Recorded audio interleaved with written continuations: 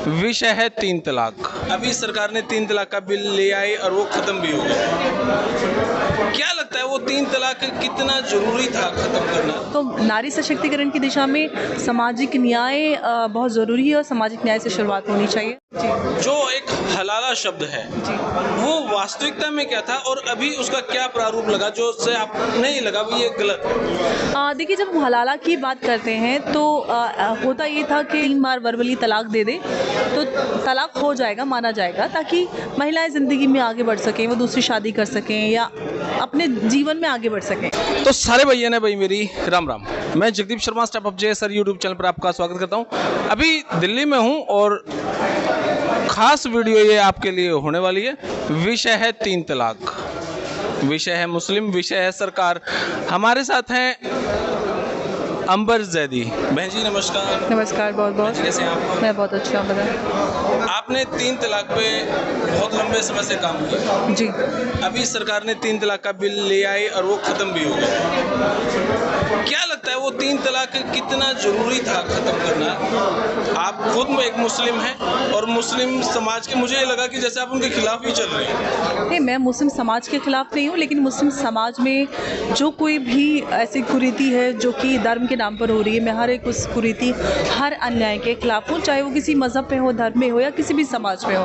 और मुझे लगता है कि जो कोई भी एक इंसान जिसमें थोड़ी बहुत भी समझ है और वो सामने देख सकता है कि अन्याय हो रहा है, और ख़ास तौर से भारत जैसे देश में जहाँ पर सबको संविधान ने समान अधिकार सुनिश्चित किए हैं, लेकिन बावजूद उसके हमारे देश में पर्सनल लॉज हैं, एग्जिस्ट करते हैं, और जिसकी वजह से महिलाओं के और बच्चों के साथ अन्याय होता है, जिसमें ट्रिपल तलाक भी एक ऐसी कुरीति थी जिसकी वजह से भारत की मुस्लिम महिलाओं ने दशकों अन्याय झेला और कभी किसी ने उस पर कोई सुनवाई नहीं की। और आज जाकर 2019 में मोदी सरकार ने उसके खिलाफ एक कानून बनाया। भारत की मुस्लिम महिलाओं ने लड़ाई लड़ी, हम लोगों ने भी बहुत कार्य करा। तो ये एक जब हम नारी शक्ति की बात करते हैं या महिला सशक्तिकरण की बात करते हैं, तो मुझे लगता है कि जब तक समान अधिकार या बेसिक राइट्स ही नहीं होंगे तो हम कौन से सशक्तिकरण की हम बात कर रहे हैं। तो नारी सशक्तिकरण की दिशा में सामाजिक न्याय बहुत ज़रूरी है और सामाजिक न्याय से शुरुआत होनी चाहिए। और भारत जैसे देश में अगर धर्म के आधार पर किसी के साथ भी कोई भी डिस्क्रिमिनेशन होता है तो उस पर आवाज़ उठाना बहुत ज़रूरी है। ज़्यादा लंबा सा जवाब नहीं चाहूँगा, शॉर्ट में ही चाहूँगा। जो एक हलाला शब्द है वो वास्तविकता में क्या था और अभी उसका क्या प्रारूप लगा जो उससे आप नहीं लगा वो ये गलत है? देखिए, जब हम हलाला की बात करते हैं तो होता ये था कि शुरुआत इसकी कैसे हुई। पहले जब शादियाँ होती थी और एक्चुअली होता ये था कि अरेबिया में लोग कारोबार के सिलसिले में रोमानिया चले जाते थे, वहाँ की औरतें और ज़्यादा खूबसूरत होती थी, तो लोग वहाँ पे भी शादी कर लेते थे और वापस लौटकर नहीं आते थे वहाँ पर, और बहुत लंबा वक्त गुजर जाता था। तो हज़रत उमर के पास उस वक्त की औरतें गईं और उन्होंने कहा कि हमारा शौहर तो चला गया, अब हमारी ज़िंदगी ख़राब है, हम क्या करें, हमारे लिए कोई सोल्यूशन बताइए। तो उन्होंने ये मसला निकाला कि जब तुम्हारा शौहर आए और तुम्हें एक बार मतलब 3 बार वर्बली तलाक दे दे तो तलाक हो जाएगा, माना जाएगा, ताकि महिलाएं ज़िंदगी में आगे बढ़ सकें, वो दूसरी शादी कर सकें या अपने जीवन में आगे बढ़ सकें, इन शॉर्ट। फिर जब ये एक प्रोविज़न हो गया तो उसका गलत इस्तेमाल सब लोग करने लगे कि जब गुस्सा आया, जब किसी बात पे झगड़ा हुआ, औरत को 3 बार तलाक बोला और उनसे घर से निकाल दिया और तलाक हो गया। फिर उसके बाद ये था, जब ये बहुत ज़्यादा रैम्पेंट हो गया तो सवाल ये उठा कि छोटी छोटी बात पे तलाक़ें होने लगी, तो इसको रोका कैसे जाए। तो उस वक्त ये सामने आया कि अगर आपने अपनी बीवी को तलाक दी तो उसकी सज़ा ये होगी कि जब तक वो किसी और से शादी नहीं करेगी, और मतलब आप उससे टेक्निकली शादी वापस नहीं कर सकते, एक बार तलाक हो गए तो हो गया।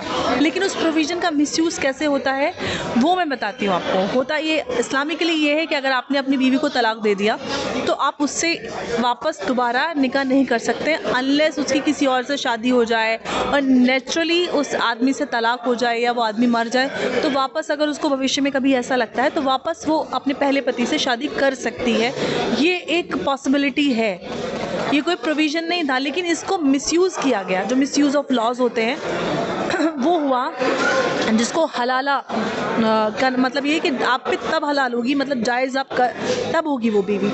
तो फिर ये यहाँ पे तो अब हलाला गैंग्स चलते हैं, पैसों को लेकर कुछ वक्त के लिए निकाह किया जाता है, फिर पहले पति से शादी की जाती है, तो जो कि मैं कहती हूँ कि क्लैरिकल रेप है ऑर्गेनाइज्ड, और इस पे भारत सरकार को आवाज़ उठानी चाहिए, और जो यूसीसी की दिशा में हम लोग मांग कर रहे हैं उस पे केंद्र में कानून बनाने की ज़रूरत है, ना कि सिर्फ एक स्टेट में। अभी आपने जैसे 3 तलाक पे काम किया, 3 तलाक की प्रॉब्लम सॉर्ट आउट हो चुकी है, अब आपका नेक्स्ट स्टेप क्या है? 3 तलाक के साथ ही हम लोगों को ये बात तो तब भी पता थी कि यूनिफॉर्म सिविल कोड कितना अनिवार्य है, क्योंकि समस्या सिर्फ 3 तलाक ही नहीं है, उसके अलावा भी जितने भी पर्सनल लॉज हैं उनकी वजह से जो महिलाओं के साथ अन्याय होता है, चाहे उनको जायदाद में बराबरी का हिस्सा ना मिलना हो, तलाक के अधिकार की बात हो, गोद लेने का अधिकार हो, गुजारे भत्ते की बात हो, तो ऐसे जितने भी अधिकार हैं जिनसे मुस्लिम महिलाएं वंचित रही हैं, या धर्म के आधार पर उनको इस तरह के लॉज का उनको उनके साथ फैसले किए जाते हैं उसके आधार पर, तो उससे बचने के लिए, हाँ, क्योंकि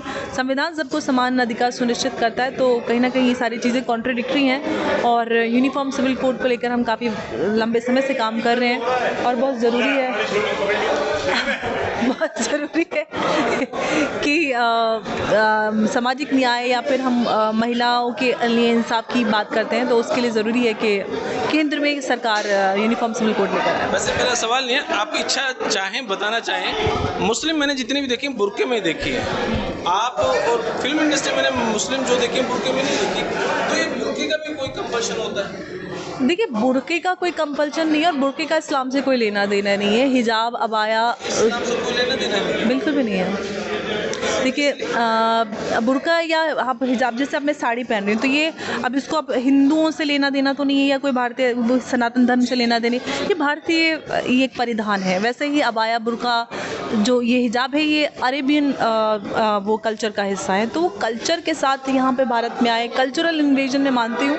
हाँ, मॉडेस्टी हर धर्म कहता है कि आप इस तरह के कपड़े पहने, जिस तरह से मतलब कोई भी इस तरह की जो आपको शोभा दें, आपका कोई अंग प्रदर्शन ना हो, वो हर धर्म कहता है। अगर आपने डिसेंट कपड़े पहने हुए वो काफ़ी है, और यही इस्लाम भी कहता है, और वो कंपल्शन सभी पे है, मर्द पे भी और औरत पे भी। तो ये बुर्का जो है, ये कहीं ना कहीं महिलाओं के ऊपर थोपा गया है, क्योंकि अगर आप कुछ दशक पहले चले जाएं तो हमारे देश में आपको मुस्लिम महिलाएं बुर्के में नज़र नहीं आती थी। अभी आप भाषण दे रहे थे, उसमें कह रहे थे कि धर्म जो है वो हमारे घर में है, बाहर तो हम इंडियन है। बिल्कुल ऐसा ही होना चाहिए, और यही सच्चे है, और यही एक इंटरनेशनली अगर आप बात करें तो धर्म तो मेरे पर्सनल, मैं घर पे जाके नमाज़ पढ़ती हूँ या कितने रोज़े रखती हूँ, इससे आपको क्या लेना देना है? आप घर पे कितनी बार पूजा करते हैं या नहीं करते, इससे मेरा क्या लेना देना है? हम सब भारतीय हैं, हमें हमारी पहचान एक है, हमारी संस्कृति एक है, हमारे अधिकार एक जैसे हैं, हम एक दूसरे को पीसफुली हम यहाँ पर एक साथ को एग्जिस्ट करते हैं, ये सबसे बड़ी बात है। डिबेट चलती है कि भारत माता की जय नहीं बोलेंगे, इसमें कोई आपत्ति है? वैसे मुझे तो बिल्कुल कोई आपत्ति नहीं है, मुझे बिल्कुल कोई आपत्ति नहीं। बहुत बहुत शुक्रिया। धन्यवाद। तो भाई छोटा सा इंटरव्यू था, क्योंकि कार्यक्रम बड़ा लंबा है और उसमें इतना ही समय मिल पाना मेरे लिए सौभाग्य है। तो ये वीडियो आपको कैसी लगी कमेंट बॉक्स में अपनी राय दें। तब तक के लिए धन्यवाद। जय हिंद, भारत माता की जय। Thank you.